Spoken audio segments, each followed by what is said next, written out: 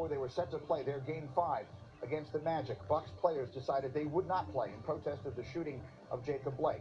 Magic players were warming up. The Bucks never took the floor. That began talks between the Players Union and the league and eventually prompted all that you just saw that happened in sports yesterday. And we will cover this for you now from a variety of different angles. Insiders with me here, Jeff Passan covering the baseball, Dan Graziano the football, and Malika Andrews, who is live with us inside the NBA's bubble. And Malika, I will start with you. How would you describe the sentiment in the bubble after the players' meeting last night?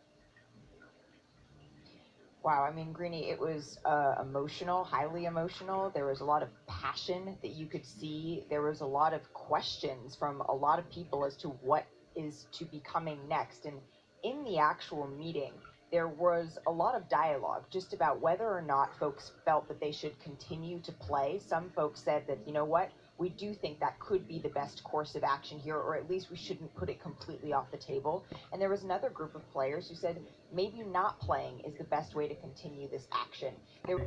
Of American sport, NBA teams refusing to play their scheduled games in protest of racial injustice in this country.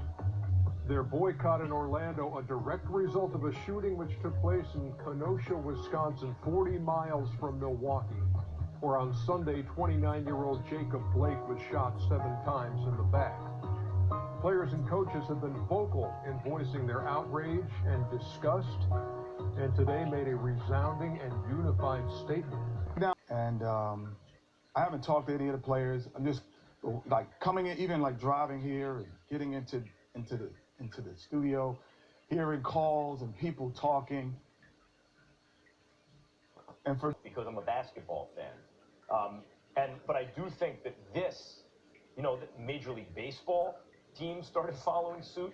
If NFL teams follow suit, and it hits the heartland that way, if people look around and say, wait a minute, conditions are such that I don't have my football, then a lot of the people who are saying it's okay, I can do without the NBA, maybe singing a different tune.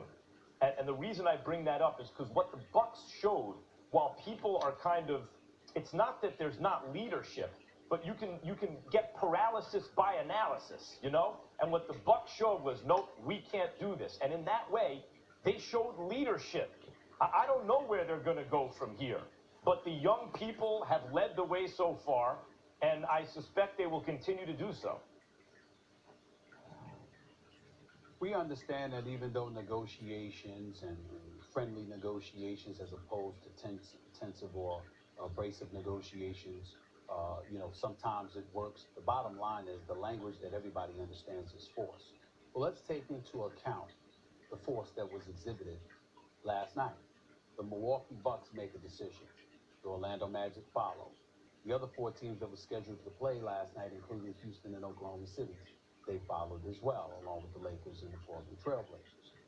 They're expected to follow suit tonight. I sincerely doubt there will be no games. I think that announcement will be coming within the next couple of hours. What happens? 10 Seattle players who happen to be black took their position. Major League Baseball games were canceled. Tennis tournament was canceled because a tennis player elected to take the position that she took. WNBA players did the same thing. Nobody was talking about necessarily doing that, but nevertheless, it reverberated in such a fashion and had such a contagious effect that the entire world is transfixed on the sports world right now because of the positions that we have been taking, that we've seen taken. I was on GMA this morning. I've gotten a call from Fox News, CNN, everybody calls. Okay, why? Because this story has transfixed everybody. It has everybody focused on it. And so now that you have this situation before your hands, you have to know what to do to utilize that moment to max potential. That's like anything else in life. You understand the society that we are living in, how black folks have been demonized, we've been marginalized, we've been minimized, we've been scrutinized ad nauseum. We're almost never treated fairly. No matter what we get, we have to work twice or 3 times as hard to get it, only to get half as much. When we're fortunate enough to get most of what we were after and most of what we deserve, they make sure to give some more to a white person because God forbid that a black person is number one on the heap.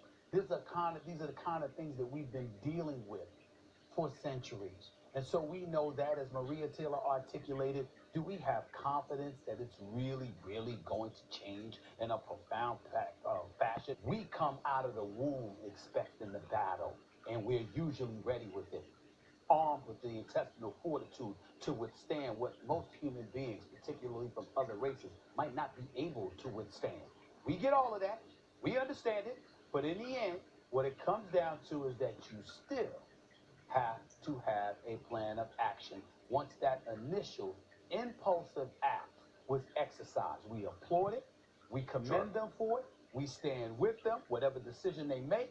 They're my brothers. I'm going to roll with them, whatever they want to do.